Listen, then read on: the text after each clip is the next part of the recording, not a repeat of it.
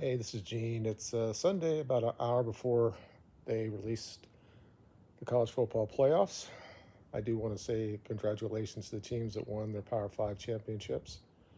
There are a lot of good teams this year. I said in my video about 4 weeks ago that there was going to be a nightmare scenario that I think was going to play out. It did.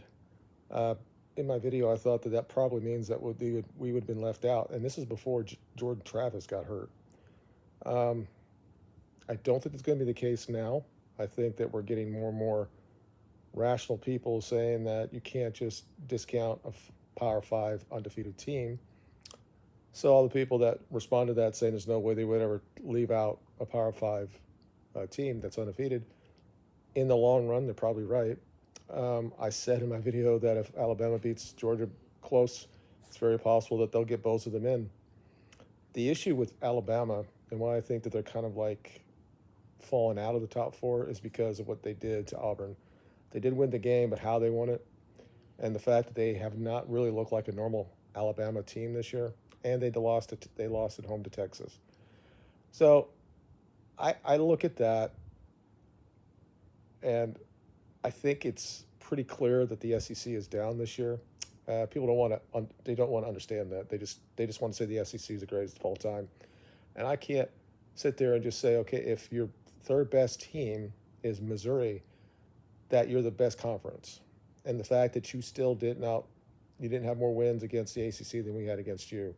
So it's a very easy choice for me, and it's very simple at the end of the day. The three undefeated Power Five teams are in. I think in a lot of ways, our resume is better than Michigan, but they've been above us the entire year. I'm not going to say anything. So, and then really you only have four teams that are left at that time that have one loss that have a chance, and that would be Georgia. Then you would have Texas, you would have Alabama, and you had Ohio State. Then you only have two of those teams that are actually Power Five champions, and that would be Alabama and Texas. And then it becomes head to head at that point, doesn't it? You have to give credit to those who actually played on the field and won, and Texas beat Alabama. And this is not some crazy ass university. This is Texas. This is one of the biggest institutions in country. It's one of the biggest brands in America. If they don't get in, they're going to be looting in Austin. Now, again, as I said, I am a Florida State fan. I have bias, but I also watch the games, and I've told you the last 4 or 5 years, it's coming back. Just because Georgia won two championships in a row doesn't mean that the SEC is better than every other conference. A lot of people were saying this year that the Big 12 was the best. So it's not shocking that if they leave out the SEC champion and Georgia, and you can say about best diversing or best team. My coach said it yesterday. I said all those teams have all these great athletes, all this talent, but they never finish.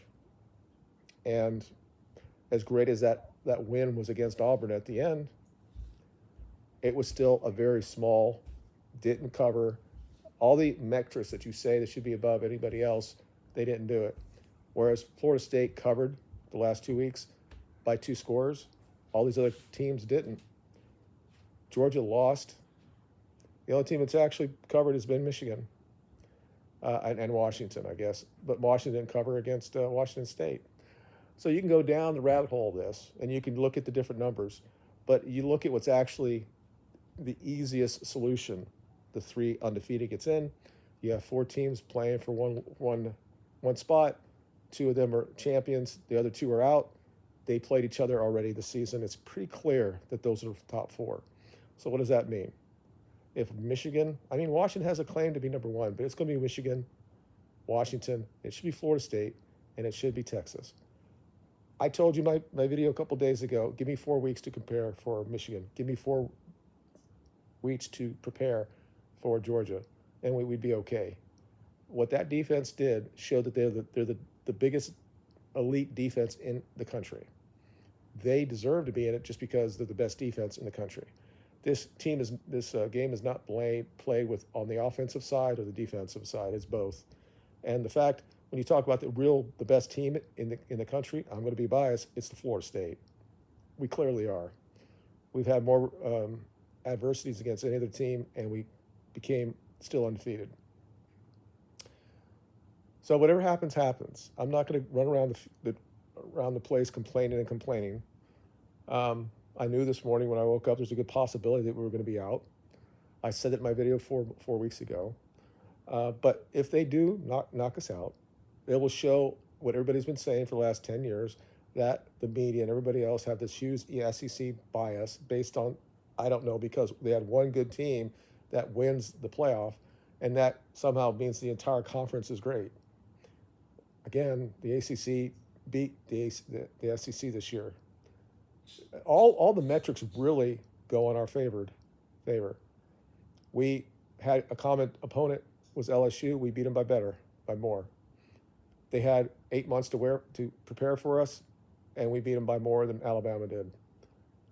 And the really interesting thing here is that if you put in Alabama, right, then everybody has to think that Texas has to be in, and that's the scenario that knocks us out. And I'm like, but again, Texas didn't really look that impressive until they played the last 2 weeks of the season, I guess, and they're playing at Texas Tech. And it's great that they had 40-plus points, but when we sit there and we compare each team by each team, you have to look at what the committee looks at, and they already showed us what they were going to do when they started this whole championship weekend, saying that Alabama was 8th, Texas was 7th, Ohio State was 6th, and Oregon was 5th. I could be wrong with Ohio State and Texas, but I don't think I am. So they put Texas ahead of Alabama. Texas had a good win, won by a lot.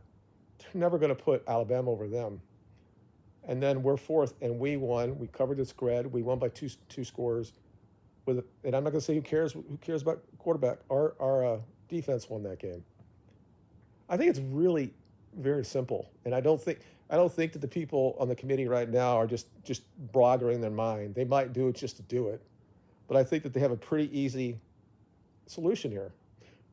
The undefeated 3s are in, and those 4 guys are going for one spot, and it's clear when you go at everything, Texas should be in. And look, I'm an Alabama fan. I have an Alabama helmet right over there. I have an Oregon thing over there. I have a Texas uniform or jersey in my room. But I'm a Florida State fan. I grew up in Florida. I been a fan for Florida State for over 50 years. So that's my bias. I know what I see, and I tried to tell that in my video the other day, is that I've seen all these teams play. It's hard for me to watch Florida State. I always watch the condensed version the next day and watch the team that way when I actually can enjoy it. There is no better team in college football, no matter what they do to us, because nobody could have done what we did. We couldn't have. Alabama's win, although being impressive against Georgia, it wasn't that impressive. Yeah, they were number 1 in the country, but we have to look now more deep dive into what Georgia did this year, and the fact that they played nobody out of conference, and we realized that their resume was not that good. And once they made their season based on winning the SEC championship and being undefeated, they used that one game to really be their entire season, and they lost it. And some guys like Uncle Lou on YouTube, who's a big-time Georgia homer, he said that they should be out. And after when Florida State won last night, he went on last night and said that Alabama should be out. That's the type of guy, all the issue he does in his personal life and all that stuff he's done. To have somebody that's like that has a decent following, that says, yeah, you shouldn't be in. This is how it's supposed to be. The rational, logical way of going is the undefeateds are in and Texas is in. And then they're going to be great matchups as well. And let's just say this. If we play Washington, I think that's going to be the hardest game for us. I think they had the best quarterback in the playoff, but he does have an Achilles heel. When he's under some sort of pressure, he kind of throws the ball up. And I think we can match them that way. I said in my video 4 weeks ago that I didn't think Washington's defense was that good, and they were not as balanced as the top 4 teams should be. But they kind of proved me wrong in the last couple of weeks.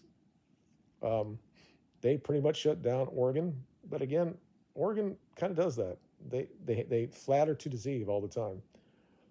So I think that'll be a great game. It'd be interesting if it's in the Sugar Bowl. I don't know that Washington wants to go to Sugar Bowl. So we'll see what happens. It's coming up in probably 30 minutes, 40 minutes, and they'll probably, uh, you know, make it longer. I mean, last night, the last guy finally put out and said that we're in there. But everybody on TikTok, everybody online, everybody's saying that it should be these teams. And then some of them are saying, well, it really should, but the college will do this, the committee. And they would still want to compare us to TCU. And I said that in my video. Okay, TCU beat Michigan. That's the last game they lost. Compare us to them. We'll go to the Rose Bowl to play Michigan. I like our chances. I really do. I don't. They haven't showed me shit the entire year. They might be that type of lunch pail type of team that wins a championship. Could be. Well, I think one of the first Alabama championships under Saban was that way. Um, I don't. They don't. I don't. Their athletic ability doesn't scare me, and I think that if Tate comes back and has 3 or 4 weeks to prepare, I don't think that their quarterback in Michigan is a better player. It's whether Tate does what he has to do. And I just want to say this before I go. The fact that Tate was out there throwing before the game, fully growed his chest, and then he changed when he went into the locker room. That Norvell wanted to make sure that kid was going to be okay, taking away all this glory that we would have got having to start a true freshman quarterback. It shows a lot about what our team is all about. It's the next man up, and that he wasn't going to risk him at all. Tate looked fine in pregame. He threw the ball well.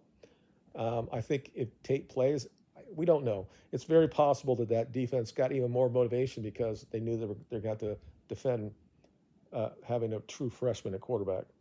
But I still think we'd have played this as well. It's a very good way that we would have probably won that game by 20 or 25. And it's interesting when I did that video 4 weeks ago. I said that they're already starting this thing. You see it everywhere online, and that was with Jordan Travis in. So now, when all this stuff happened, I really thought that we were going to be out. But the fact that what the committee did last week, and they've done this before, so you don't.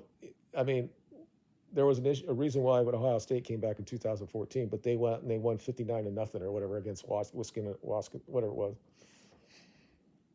Nobody really stated their case other than Texas. Like I said, a great win for Alabama. Who actually stated their case was our defense, showing that they're the best defense in college football, and that should be rewarded as well. You just don't play football on one side of the ball. So there have been a lot of teams in the past, in the Super Bowl era, that teams won, which is having a cervical quarterback. I mean, wasn't Bennett just basically a serviceable quarterback at Georgia? He made some good plays. McElroy. I mean, all these SEC championship teams, other than Burrow. Tua maybe and Hurts, but they're not. When you're in college, you couldn't look at them as the greatest ever, right? I mean, they were okay, and Alabama had some good teams and good offenses back then. But a lot of championships have come from serviceable quarterbacks with good defenses and good running games, and we're going to see that. If the best quarterback probably in college football playoff will probably be Penix. So I think that, and I don't know that if he really relates to the next level. We'll see. But anyway, I'm going to leave right now. Tell me below what you think will be the top 4, and I might come on here after. Probably not, because I'll probably watching soccer. I can't control what they do with the committee. Like I said, I think it's very easy what they should do. But if we're not in, then I'm assuming we're going to play Ohio State in the Orange Bowl. So it'll be like 5 against 6 or whatever it's going to be, or whatever. I don't know. I would feel bad for Louisville, because I think Louisville is hoping that they go to Orange Bowl, so they get that big money thing. But if they don't put us in the playoff, that's where we'll probably go. But anyway, you guys have a good day, and it's great to be a Knoll. You guys, see you later.